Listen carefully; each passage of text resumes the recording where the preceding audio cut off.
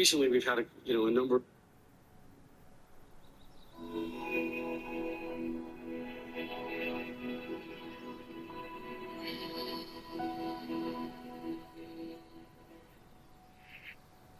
TED Talk Jacksonville event with Michael Smith. 24 years ago this month, I'm 17 years old, a senior in high school living in Orlando, Florida. And 2 weeks after this picture was taken, my life went on a tremendous and continues to be on a tremendous journey. 2 weeks after this picture was taken, I dropped out of my private school in the middle of my senior year, moved to a city outside of Atlanta called College Park, Georgia, and enrolled in ministry school. And it was that time that I got a new nickname, and that nickname is White Mike. Now, how I got the nickname White Mike is pretty simple. I arrived at a church that had about 1,000 people. And when people would ask, have you seen Mike? And somebody said, Mike who? Nobody knew my last name. Smith was too hard. So White Mike is who I became. So this is White Mike on the day he graduated from ministry school. This is White Mike teaching in the youth ministry. This is White Mike doing an example on the stage with his pastor. This is White Mike being ordained into ministry. I think you're seeing a pattern. This is White Mike's first roommate when he got there. White Mike at work. White Mike at social gatherings. You can barely see White Mike in there. White Mike with pastors. I just returned from Atlanta to pastors conference. This picture is about 15 years old, and it's the same picture from when I was here yesterday. This is White Mike's wedding party with White Mike's dad, and White Mike has been on quite a journey the past 24 years. Now, in this time, I learned a lot of beautiful things about a lot of beautiful people. I learned a lot of ugly things about myself, and I learned a lot of dark things about the nation in which we live. But I also learned that I, being White Mike, specifically the white part, have a lot of power. White Mike has a question today, and it's this: how come when you turn on the radio in Jacksonville, or New Orleans, or Chicago, or Little Rock, the only people on the radio that talk about how great it is to kill each other are black? How come that exists? 15 stations on a dial, go up, go down. The only people on the radio bragging about getting automatic weapons, gunning each other down, are black. This right here is a song. My pastoral vocabulary won't let me read the title, but I will read this. Catch a young black male not paying attention at the red light. With your AK-47, let me see you shoot it. You're a killer, you're a killer, you're a killer. You're a killer, black male. Let me see you prove it. Why does this exist? I'll take it even further, because a lot of time racism exists in what we don't know, what we don't see. Where are the white killers on the radio? Where are the white AK-47 shooters? Where are the white drug dealers? Where are the white people on the radio that brag about what it's like to murder witnesses before trial? The truth is they don't exist. And the question is why?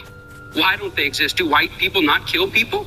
Do white people not use AK-47s to shoot each other? I mean, do white people not do drugs? Do they not deal drugs? Of course they do. But why is it that it doesn't make it to our mainstream radio? Why is it that we don't hear it hundreds of times a day in hundreds of cities across the nation, thousands of plays that say the idea that a black guy would kill another black guy is something to be celebrated, something to be romanticized? And why is it the white people don't do it? And maybe it's because there's no white audience for it. Or maybe it's because it's not really marketable. Maybe because can't get sponsors. I don't know why it is. Or maybe it's because it's just not the white man's role. Or maybe when white people get up and talk about being drug dealers and AK-47 killers, maybe it's even sicker than that. Maybe when white people do it, they're accused of acting black. The truth is, in America, black murder is normal. Black murder is normal. The idea that a black man or a black woman would be involved in a homicide, either as a perpetrator or a victim, is so common, so broadly accepted that it basically goes unnoticed. The truth of the matter is, black families are affected by homicide at rates of 10 times their white counterparts. There will be more death in the form of homicide involving black people this year than any other form of violence that dominates our national conversation. More than school shootings, mall shootings, mass shootings, workplace shootings, lovers trysts that turn violent and bloody. Even more than in war and in terrorism, no one will lose their life at greater numbers than black Americans involved in violence. Now, when you talk about what's going on in one segment of society and somehow tie it to what's going on someplace else, you kind of lose people. They detach. This is our unknowing. Prejudice, discrimination, and racism are not the same. We know prejudice. It exists in human hearts and minds. Discrimination exists in hands and policies. But racism is neither in hearts and minds, nor is it really in policies. Matter of fact, it doesn't take action to keep racism going. It takes inaction.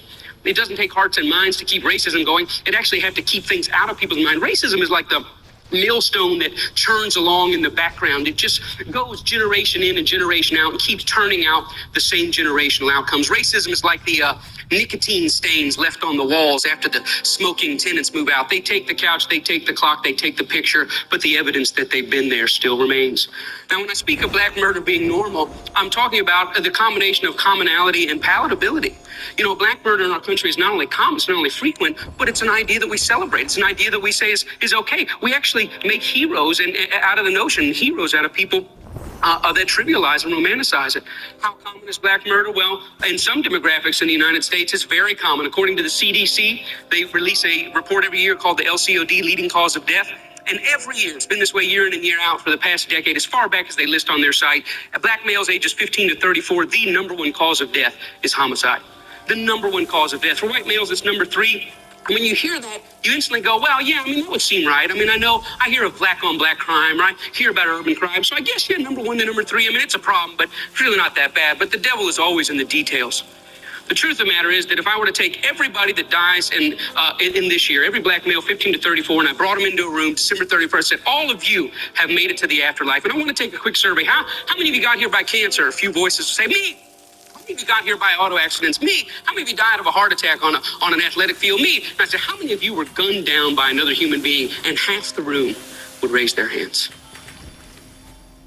Now, every time I show this information, people always say, well, if the number 3 cause of death for white males, what is the number 1 cause of death? And without fail, year after year, it's called unintentional injuries, accidents, falling off a four-wheeler, crashing a go-kart, or bungee jumping without paying attention to, knots and things like that. And so basically, the American story is white kids are dying because they're clumsy, and black kids are dying because they're gunned down.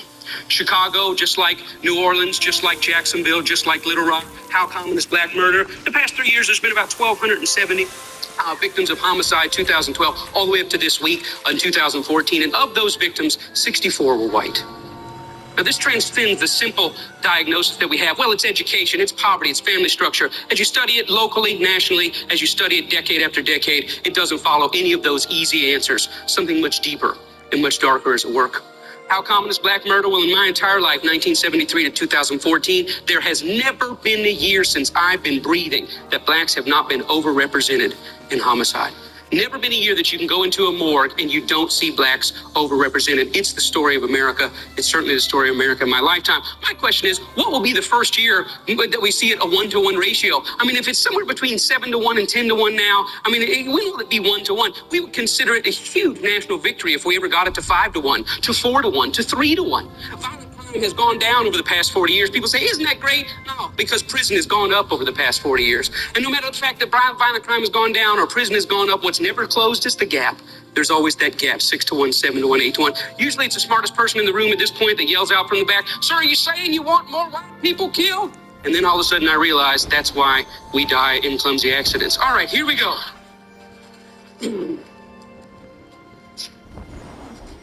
Now, the real question is, why is this going on? Why is this the story of my life? Why is this the story of my country? And everyone in this room falls into one of 2 categories. You're in one of 2 categories. Either there's something wrong with them, some core deficiency in black people, they're just prone to violence. So we use anecdotal evidence to talk about that, or there's something wrong with us. And depending on what category you fall in, if there's something wrong with them, you point fingers. Hey, you need to do something. If you say there's something wrong with us, then you roll up your sleeves and you get busy. Well, the truth is there is something wrong with us. And this years ago, we set off a bomb. And that bomb affected our cultural soil. It affected our definitions. It affected our expectations. It affected who we are, how we describe ourselves, and how we describe other people. What we believe down to the core of our being. It's in our air. It's in our cultural water. And it's passed down from generation to generation. Now, again, it would take me a few TED Talks to really get into this. But the bomb is about lies. It's about deep lies. One of the lies is that blackness is somehow associated with criminality, sexual deviance, and violence. That when you come across blackness, that inherent in being black, there's some sort of deviance, violence, and criminality associated. And that's a derivative of a greater lie, which is that somehow black life is inferior. white life, that the value of it is less, that if you were weighed in the scale, the black life just weighs a little less, that if you were trying to cash it in on the street, you'd get a little less money for it. And these are essential these are the lies that help build our nation, help build the Western world. And here's what's interesting about this, is these lies are not only lies we've told about black people, but told to them. I was in an unsolved homicides meeting here in Jacksonville last year, 1,100 unsolved homicides. I was there with the families. They were having a conversation with our sheriff's department, and on the walls were all the pictures of the victims. And you already know the vast majority of the pictures were of black residents of Jacksonville. There were white families there, certainly, and I'm not trying to say that it doesn't happen among the white community. Of course it does. But I'll never forget about interrupted the detective. She said, "Excuse me, I have a question." He said, "Yes, ma'am." She said, "I know you don't know who killed my daughter, but I have a more important question." He said, "What is that?" She said, "When you picked my daughter's body up off the side of the road," she said, "How did you do it?" He said, "What do you mean, how did I do it?" She said, "Well, did you pick her up? And did you set her on the gurney? And did you zip her up in the bag? And did you slide her in the back of the van? And did you shut the doors gently?" She said, "Or just pick her up, slam her down, zip her up, and put it in." She says, "I want to know how you treated my daughter's body when you picked it up off the ground." She said, "Did you treat it like you would treat a white man's daughter?" That's a very interesting question. As though a mother doesn't have enough to deal with, she also has to wonder that when the people working the crime did it, did they work it as somebody's personal, precious life was solved? Or is it just another dead black kid on the street? Another mother popped up. She said, "Yeah, I know you don't have the answer to who killed my son." He says, "Ma'am, you know I would call you if I had it. I want to call you." She said, "I know I don't need a phone call." She said, "But I do need to know that you pay attention to it. And I do need to know that my son's death matters." And here's why. Because she sees the files on her desk and on his desk in her mind. And she sees the stacks in her mind of dead black kids. And she sees the stacks of little white kids. And she just wants to make sure that in the common thing that happens all the time, that her son's life is just as precious as everyone else's. Black murder is normal. I mean, when I talk about it, none of you are really shocked. The most you can say is, "Well, I didn't know it was that bad," which brings up the real question about palatability. Are we comfortable with it being like this? Are we comfortable? I'm 41 years old. Are we comfortable with living in a nation where this goes on? Well, if we're not comfortable, if we're not okay, are we appalled and outraged? And when I say we, I mean we. Are we appalled and outraged? That's the question. There are certainly people all over the country doing something about it, but when we discovered that they're doing something about it is totally different than we doing something about it. Now, a lot of things that you have to understand is this about racism. And when I talk about prejudice, discrimination, and racism, the answer lies right here. It wouldn't seem like the answer is here, but if you want to know how comfortable we are with black murder, you just got to look at the marketplace. When you see this photo 1 week after Dr. King won the Montgomery bus court case, and they decided to eliminate the racist policies and the discriminatory policies. This is his picture. It was a great victory. You know about the prejudice, you know about the discrimination, but right here on the front of the bus is the racism. Because racism exists in the unchecked and the unchallenged normal. My question is, 60 years later, what in the world is a Pepsi ad doing on the front of a bus company that makes black people sit in the back? What in the world is it doing there? I mean, did the Pepsi CEO look back on that today and go, "Yeah, that was a fail. Shouldn't have done that"? Are they ashamed? Are they ashamed that they would have? Oh, let me ask you this. Could they do it today? If I started a bus company in Jacksonville and say, "I got this great thing, beautiful buses, I want Pepsi's name on it." They said, "Let's do the deal." I said, "But the deal is gays, blacks, and Jews sit at the back." They couldn't put their name on that. Why? Because as American attitudes change, as American definitions change, as American norms change, guess who else has to change? The marketplace. There's certain things they could get away with when that type of thing was normal that they can't get away with now. The same thing not only goes with policy, it goes with entertainment. My favorite cartoon, one of them all time, is Tom and Jerry. This is Mammy Two Shoes. Mammy Two Shoes, you never saw her except for a couple of times above the knees. She was always the one yelling at Thomas the cat for what he was doing. She was voiced by Lillian Randolph, a great radio actress. But here's the interesting thing. White entertainers create white entertainment. They carve out a black role, and the black role that they saw fit was to play this stereotypical black woman. That lasted up until in the early 50s, then huge protests broke out, and they said, "You know what? We don't want to be portrayed like that anymore." And to this day, if you want to watch Tom and Jerry, you go home, you want to watch it on Netflix, you want to watch it on Amazon, this comes up on the screen. It says, "What you're about to watch contains some racial stereotypes. They were wrong then, and they're wrong now. They were commonplace. We don't want to edit her out because that will make it like it never happened. We're going to put her in, but know that we know there's something wrong with this." Now, we don't have Mammy Two Shoes today. You can't get away with it. Nobody would put it out there. But we do have black people that get on the radio every day in white-owned companies, white-owned stations with white-owned sponsors that play the role of hypersexualized, hypercriminalized male. I ask these advertisers, I say, "I've got hundreds of songs a day that celebrate killing animals. Will you put them on your station?" They said, "No." "I got hundreds of songs a day that talk about assaulting women and abusing kids. Would you put them on your station?" They said, "No." I said, "I got hundreds of songs a day that talk about murdering blacks. Would you put them on your stations?" They said, "Well, that depends." Depends on what? Who it's done by and who it's branded for. Because if we can get black folks to sing about it, we can brand it for our youngest black audiences, I think there's money to be made. I think there's American appetites to see these people that way. I said, how can you say that? They said, well, look, it's what these artists know. It's what they, black people, create. It's, matter of fact, our surveys say it's what they want to hear, which speaks of a sickness. How do we live in a society where somebody says, you know what, I'm inspired to write a song that celebrates murdering another person. And then a person says, I'd like to put that on my station. Another person said, I'd like to pay for it. And then there's people out here in the audience that go, I'd love to hear it, as long as it's black guys. Because even white people buy rap music, buy this type of stuff, because we know that when we want to hear about killing each other, we know who to turn to for that type of inspiration. We call it our music. We say we own it. White people buy more rap than black people. Yeah, but we're very careful to turn it down at the stoplight when other black people are there. Why? Because we know we're just pretending. For them, it's more authentic and real. I always ask the companies, what about your name? What about your brand? What about your value? And the largest radio company in the world said this: it's okay that we only have drug dealers on our black youth stations. We only have murders on our black youth stations. We support black charities. We give out water at the Martin Luther King parade. I think we've got it covered. We've bought them off. Now, people get upset, the smartest guys in the room again. You're talking about censorship. I don't believe that. I believe in free art. Make whatever you want. I believe you should make music about anti-Semitism. I believe you should make music about killing dogs. I believe in this country you should make music about bashing homosexuals and driving them behind trucks. I believe you should make music about stringing people up on trees. I believe you should make music about killing whitey. I believe you should make all that music. But I also believe that in the mainstream marketplace, people should hesitate associating their name with certain content. You know, there's certain stuff you can't buy at the store, certain stuff you can't get on iTunes because their brand doesn't want it. But if you want to hear black people celebrating killing black people, they got thousands and thousands and thousands of those things to sell you. I don't think it's about censorship. I think it's about American cultural hypocrisy. Because here's the truth. These black entertainers, they can't sing just about anything. There's some stuff that'll get them fired, and they get dropped, and they get fired, and they get slapped on the wrist, and they get disciplined all the time. Why? Because sometimes they step over the bounds. A very famous case is what happened with Rick Ross. Rick Ross is the Mammy Two Shoes, one of the many Mammy Two Shoes of our day. He's a black entertainer in a world carved out for him, and a role carved out for him by white entertainment companies. And one day he talked about, in the middle of a song that celebrated dealing drugs and killing blacks, he made a reference to date rape. And when he made that reference to date rape, that set social media on fire. That got 100,000 petitions in 24 hours. Hey, buddy, date rape is no joke. That had white people standing outside of Reebok in New York saying, you better take this seriously. We're tired of a rape culture in America. One line in one song moved the masses. And you know what Reebok did? Did they stand by him and say, hey, we believe in freedom of speech. We believe in freedom of expression. It's just a song. Calm down. No, they fired his tail on the spot. The president came out and said, this goes against our high standards. He's gone against the values of our brand. Shame on Rick Ross. We're disappointed. He doesn't know how serious date rape is. When I saw that, I thought, wow, how convenient. Isn't that amazing?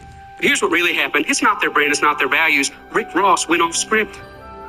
He was hired to get black customers, and they think that black customers go with black bait. And in America, black bait is the hyper-criminalized, hypersexualized portrayal of black people. And as long as he had sung about that, the stuff that got him hired, he still have a job at Reebok. But when he touched other sensitivities that affect us, he lost his job. See, the truth is, it's not they that need to change. It's we that need to change.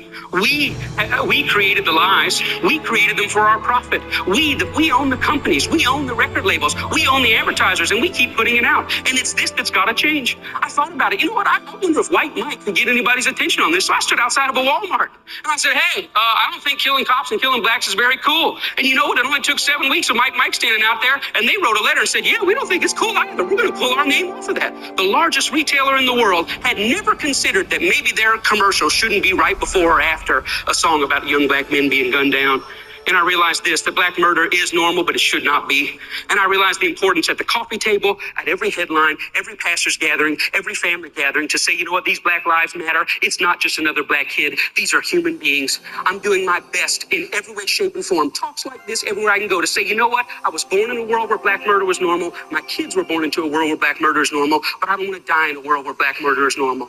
Am I 5 years or 10 years away? I don't know, but I'm screaming as high as I can. Let's feel this pain and let's lift our voice to tell the lies. They are not criminals, they are not deviants, and their lives are just as important as ours. Thank you very much.